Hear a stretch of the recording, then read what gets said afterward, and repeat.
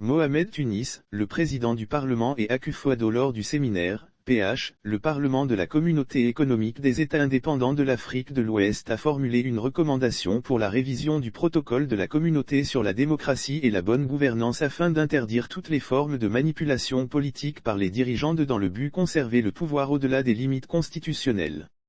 Le Parlement sous-régional a formulé cette recommandation à la fin de son séminaire parlementaire de haut niveau sur le thème « 2 décennies d'élections démocratiques dans les États membres de la Communauté économique des États indépendants de l'Afrique de l'Ouest, réalisation, défis et la voie à suivre » à Wimba, au Ghana.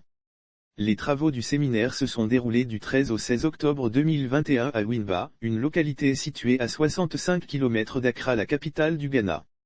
En plus de cette recommandation contre la prolongation des mandats, les parlementaires et les experts ont également recommandé que pour la consolidation de la démocratie et de la bonne gouvernance, le processus d'élection des membres du Parlement de la Communauté économique des États indépendants de l'Afrique de l'Ouest se fasse au suffrage universel direct.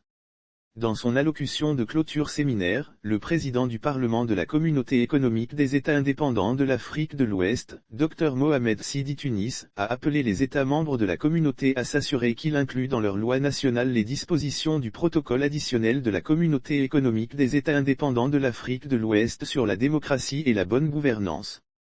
Tunis a par ailleurs souligné qu'il est devenu nécessaire que l'instance sous-régionale aille au-delà des déclarations qui condamnent simplement ces actions et envisage d'imposer des sanctions plus sévères aux auteurs potentiels.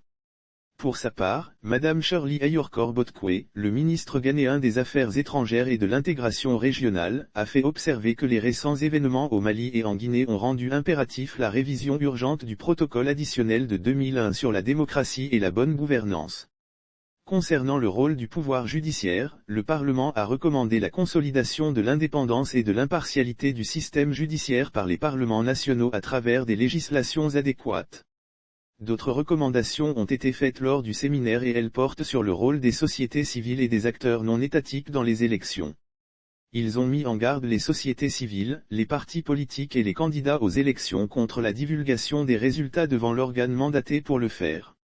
Avancées et insuffisances après 20 ans de démocratie en termes de progrès, les participants au séminaire ont salué l'instauration dans tous les États membres de la Communauté économique des États indépendants de l'Afrique de l'Ouest la démocratie, un concept qui implique entre autres le pluralisme politique, la contribution significative des médias, l'émergence d'une société civile dynamique en tant qu'acteur de promotion du changement social et des valeurs démocratiques.